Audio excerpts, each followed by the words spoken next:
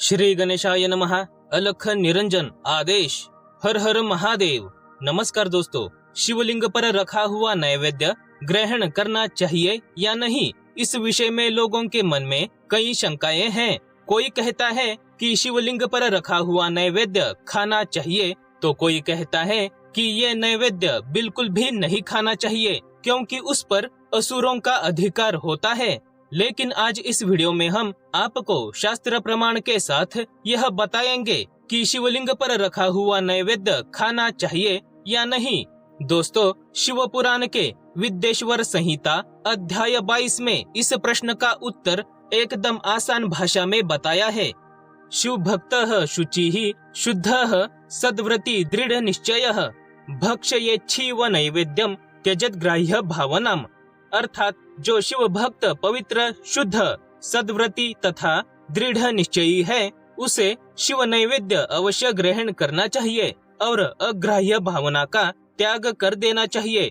आगे बताया है, दृष्ट्वापि शिव नैवेद्य यान्ति पापानि दूरतः भक्ते तु शिव नैवेद्य पुण्याना यान्ति कोटिशः। मतलब शिव नैवेद्य को देखने मात्र से ही सभी पाप दूर हो जाते हैं और शिव का नैवेद्य भक्षण करने से तो करोड़ों पुण्य स्वतः आ जाते हैं। अलंग याग सहस्रेना पेलंग यागार्बु दैरपि भक्षिते शिव नैवेद्य शिव सायुज्य मापनुयात। अर्थात 1000 यज्ञों की बात कौन कहे, अर्बुद यज्ञ करने से भी वह पुण्य प्राप्त नहीं हो पाता जो शिव नैवेद्य खाने से प्राप्त हो जाता है। शिव का नैवेद्य खाने से तो शिव सायुज्य की प्राप्ति भी होती है। शिव सायुज्य मतलब शिव में विलीन होना, मोक्ष प्राप्त होना। शिव पुराण में आगे बताया है, यद गृहे शिव नैवेद्य प्रचारोपि प्रजायते तद गृहम पावनम सर्वमन्य पावन कारणम। अर्थात जिस घर में शिव जी को नैवेद्य अर्पित किया जाता है या अन्यत्र से शिव को समर्पित नैवेद्य प्रसाद रूप में आ जाता है, वह घर पवित्र हो जाता है और वह अन्य को भी पवित्र करने वाला बन जाता है। आगे बताया है, आगतम शिव नैवेद्यम गृहीत्वा शिवसा मुदा भक्षणीय प्रयत्नेन शिव स्मरण पूर्वकम। अर्थात आए हुए शिव नैवेद्य को प्रसन्नता पूर्वक सिर झुकाकर ग्रहण करके भगवान शिव का स्मरण करते हुए उसे खा लेना चाहिए। आगतम शिव नैवेद्य मन्यदा ग्राह्य मित्यपि विलंबे पाप संबंधो भवत्येव ही मानवे। मतलब आए हुए शिव नैवेद्य को दूसरे समय में ग्रहण करूंगा ऐसी भावना करके जो मनुष्य उसे ग्रहण करने में विलंब करता है उसे पाप लगता है। न यस्य शिव नैवेद्य ग्रहणेच्छा प्रजायते स पापिष्ठो गरिष्ठः सन्नरकम यत्यपि ध्रुवम। अर्थात जिसमें शिव नैवेद्य ग्रहण करने की इच्छा उत्पन्न नहीं होती वह महान पापी होता है और निश्चित रूप से नरक को जाता है।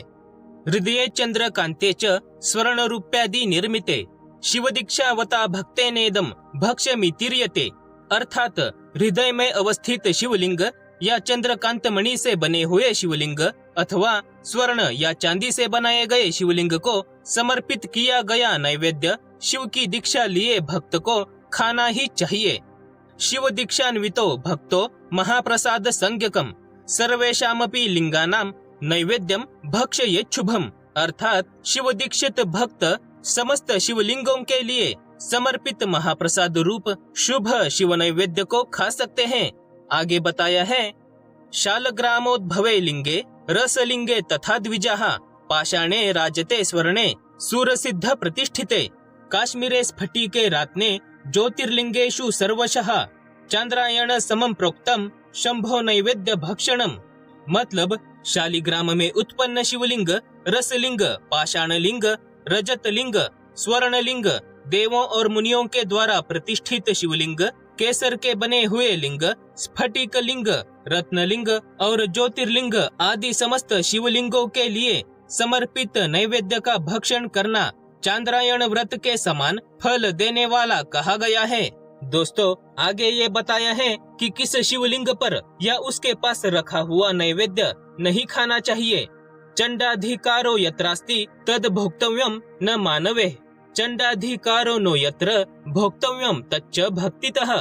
अर्थात जहाँ चंड का अधिकार हो वहाँ शिवलिंग के लिए समर्पित नैवेद्य का भक्षण मनुष्यों को नहीं करना चाहिए। जहाँ चंड का अधिकार ना हो वहाँ भक्ति पूर्वक भक्षण करना चाहिए।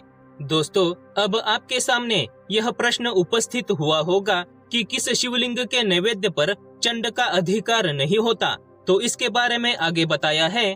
बाणलिंगे च लोहे च सिद्धे लिंगे स्वयंभुवि प्रतिमासु च सर्वासु न चंडोधिकृतो भवेत्। अर्थात बाणलिंग, लौहलिंग, सिद्धलिंग, स्वयंभूलिंग और अन्य समस्त प्रतिमाओं में चंड का अधिकार नहीं होता है। अग्राह्यम शिव नैवेद्यम पत्रम पुष्पम फलम जलम शालग्राम शिला संगत सर्वम याति पवित्रिताम।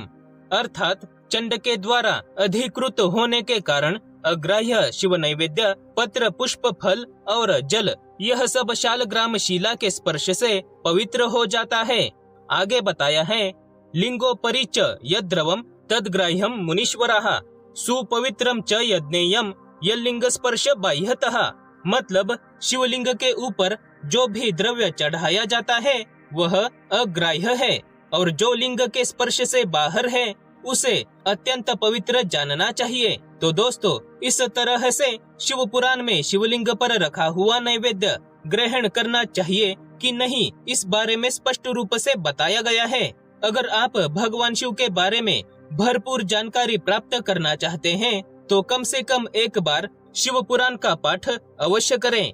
वीडियो को लाइक और ज्यादा से ज्यादा शेयर करें। महादेव दर्शन चैनल को सब्सक्राइब करके बेल आइकन को ऑन करें। शिव भक्ति के इस पवित्र प्रचार कार्य में हमारा साथ दे तथा पूरे श्रद्धा भाव से बोलिए हर हर महादेव। धन्यवाद।